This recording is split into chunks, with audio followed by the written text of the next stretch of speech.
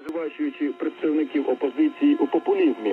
На їхню думку, саме діяльність опозиції спрямована проти уряду і призвела до зубожіння населення, яке може викликати, як сказано у заяві, соціальні струси з непередбачуваними наслідками. Причому автори заяви вважають, що за впливом на становище народу України з урядовою кризою можна порівняти хіба що кризу Придністровську. На неї з'їхалося близько 300 делегатів від 222 районів України, завершилася прийняттям низки резолюцій. Серед них головна для руху, але вже досить традиційна, про спроби роз'єднання демократичних сил в Україні. У ній, зокрема, мовиться: останнім часом керівники республіканської та демократичної партії зробили певні організаційні кроки у напрямку до створення коаліції цих партій.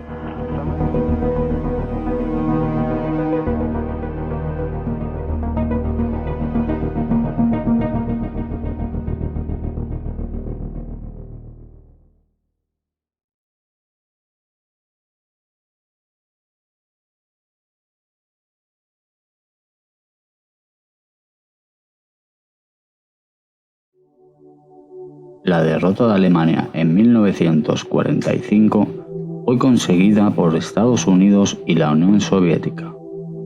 Habiéndose incumplido el sueño de la Alemania nazi de dominar el mundo, durante los siguientes 50 años la defensa de la Europa occidental fue básica para la política exterior americana. Conocida como la Guerra Fría, un telón de acero aisló a la Unión Soviética de la Europa occidental, siendo cada bando dominante de su propio espacio, empleando su ideología para reforzar el control de la población y crear el odio hacia su enemigo. Moscow, the voice of the free people. People throughout the world listen when this voice speaks. But the warmongers from overseas do not agree. They want to frighten the people and force the American way of life on the rest of the world. What is this glorified so-called American way of life? Let us take a look at their cities, their recreation. This is wrestling, American style.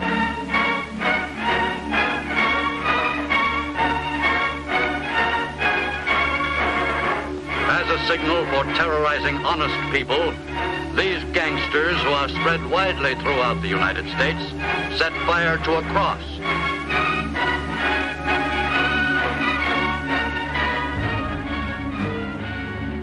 Considerando que un enfrentamiento nuclear podía llevar a la destrucción de los dos bandos, la guerra tuvo que decidirse por medios no militares. La única forma de atravesar ese telón de acero y poder emitir noticias, informar a la población, la Unión Soviética, de la situación real del mundo, era la radio. Estados Unidos contaba con 3 emisoras de radio en el extranjero: La Voz de América, propiedad del gobierno, Europa Libre y Radio Liberty. Teóricamente las 3 eran independientes. Europa Libre estaba enfocada a los países de la Europa Oriental, mientras que Radio Liberty dirigía sus emisiones a la Unión Soviética. Fue creada en 1951 por iniciativa de un comité privado denominado Comité Americano para la Liberación. Según cuenta Arch Puddington, autor del libro A History of Radio Liberty and Radio Free Europe, tanto Europa Libre como Radio Liberty recibieron desde el comienzo fondos de la CIA de Estados Unidos, aunque de cara al público se expresaba que su financiación provenía de donaciones de hombres, negocios y contribuciones de los ciudadanos. This is Radio Liberty, an independent radio network sponsored and supported by the American Committee for Liberation, a group of private American citizens devoted to aiding the oppressed peoples of the Soviet Union bring about a democratic government in their homeland. Las ondas de radio se convirtieron en el arma más eficaz contra la desinformación de la Unión Soviética. Esta no tardó en responder, levantando un muro de 3.000 estaciones que permitirían interferir las señales de radio. Las emisiones de Radio Liberty comenzaron en 1956 con un transmisor poco potente, que provenía de Europa Libre. Las primeras emisiones provenían de Lambertheim, Alemania. Los rusos tan solo tardaron entre 20 y 30 minutos en interferir la señal de esta emisora. Al ser las transmisiones de baja potencia, las interferencias fueron muy efectivas. Para solucionar el problema, los ingenieros de Radio Liberty buscaron el lugar propicio para poder realizar sus emisiones y poder emitir con una señal más potente, evitando así las interferencias.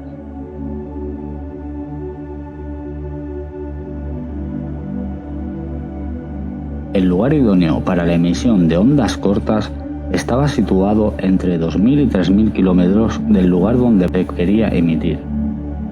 La playa de Pals, en Gerona, estaba situada a una distancia de 2.750 kilómetros, siendo el lugar perfecto para la instalación de la emisora.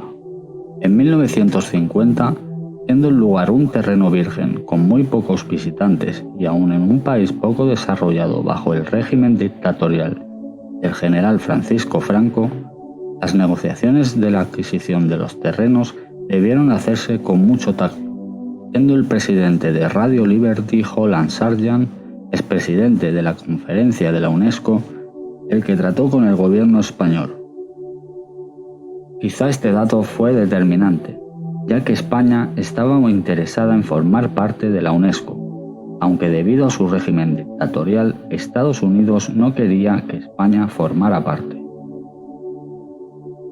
In this nuclear age, people everywhere long for peace.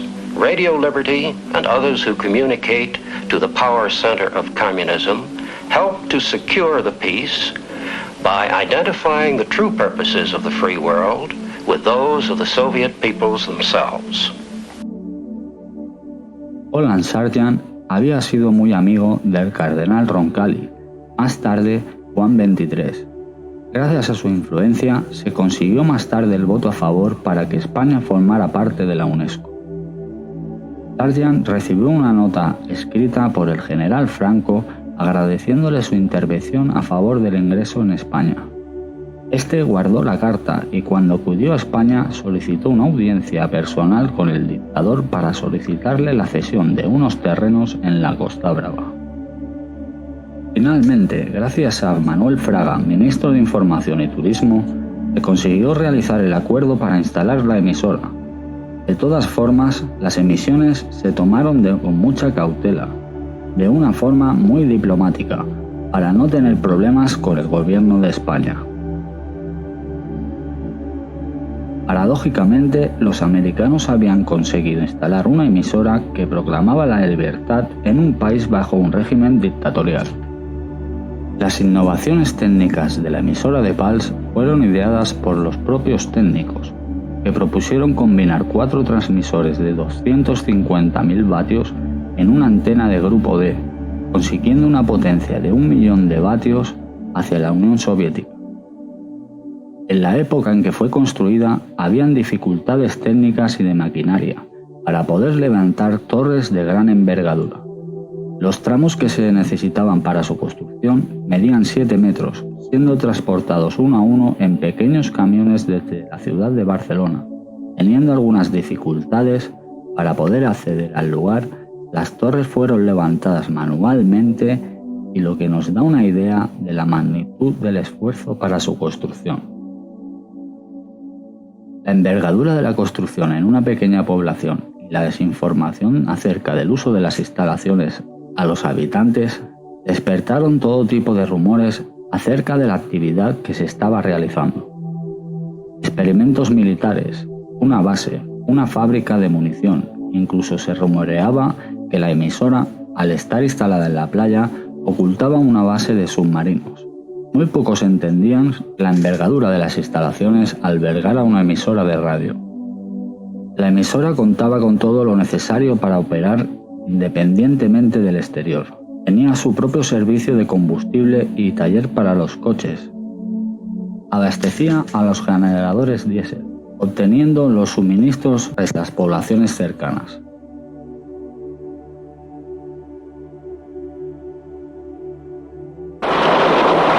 It's early morning along the rugged Costa Brava, the Mediterranean shore of Spain.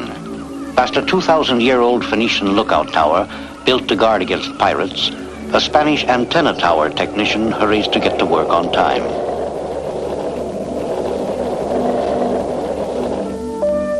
At Radio Liberty's Costa Brava site, the transmitter in this one room is 500,000 watts. The most powerful United States domestic radio stations are 50,000 watts. And the huge power plants to keep all this equipment operating form another part of the solution. La emisora de Pulse tenía finalmente 6 transmisores, 4 grupos de antenas a lo largo de 1,5 kilómetros de playa y el mar como espejo, potenciando de forma natural la señal de radio. La potente señal de 1 millón de vatios rebotaba en la ionosfera llegando hasta Moscú, rebotando nuevamente hacia Siberia. В ефірі українська програма «Радіо Свобода».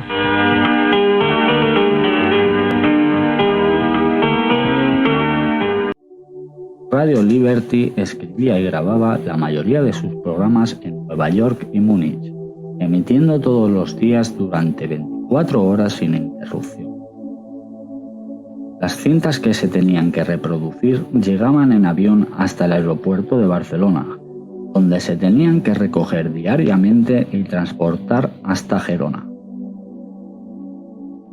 Más tarde, los programas se comenzaron a recibir por satélite.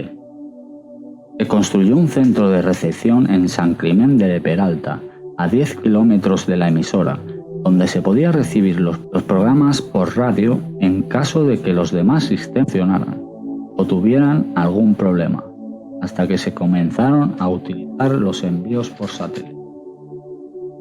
Se emitía en 17 idiomas, aunque principalmente en ruso, y tenía una estricta supervisión del contenido para filtrar las opiniones del personal que pudieran contradecir a la política e ideología de la emisora. Se emitían noticias sobre la Unión Soviética, lectura de prensa, corresponsales de distintos países y también eventos culturales y deportivos. E incluso la emisión contaba con un espacio donde se leían las cartas de los radioyentes, los cuales expresaban sus dudas y peticiones. En sus inicios, Radio Liberty no retransmitía música, ya que las interferencias hacían muy molesta su audición, hasta que la emisora de Pulse solucionó el problema con su potente señal. La música se convirtió en algo muy importante para Radio Europa Libre y Radio Liberty, siendo pioneras en la difusión del valor cultural de la música norteamericana al resto del mundo. Durante los años 70, un grupo de señaladores de los Estados Unidos trató de cerrar Radio Liberty y Radio Europa Libre, considerándolas armas obsoletas de la Guerra Fría. Unos años más tarde, el Congreso de Estados Unidos consideró que la CIA no financiaría más las emisoras de radio, convirtiéndose en organizaciones semigubernamentales financiadas por el propio Congreso. Desde entonces se formó una junta de directores de emisión elegida por el gobierno para asegurar que el Congreso no influía en el contenido de los programas. En 1975, con la muerte de Franco, la emisora se enfrentó a las críticas de la población española y a los partidos políticos. Desde 1975 a 1990 siguieron las retransmisiones de acuerdo con el antiguo contrato que había expirado, sin importancia para el gobierno español, el cual se encontraba en transformación democrática. El presidente español Felipe González aceptó la existencia y finalidad de las emisiones, aprobando la continuidad de la emisora de Pulse. Desde Washington se consideró que la misión de las emisoras había llegado a su fin, y a plantearse si el coste y mantenimiento de las instalaciones estaba justificado. Ofrecieron las instalaciones a otras emisoras sin éxito y finalmente las instalaciones fueron compartidas por Europa Libre y La Voz de América hasta el año 2001, cuando Washington tomó la decisión final de cerrar definitivamente la emisora de Pulse. Los terrenos fueron devueltos al gobierno español sin saber con certeza qué ocurriría con aquellas instalaciones. Durante 5 años, Detractores y defensores de la emisora discutieron y realizaron diversas propuestas para el uso que debía darse a las instalaciones, con el silencio como respuesta por parte del Gobierno de España. En el año 2006, las torres de Radio Liberty fueron demolidas.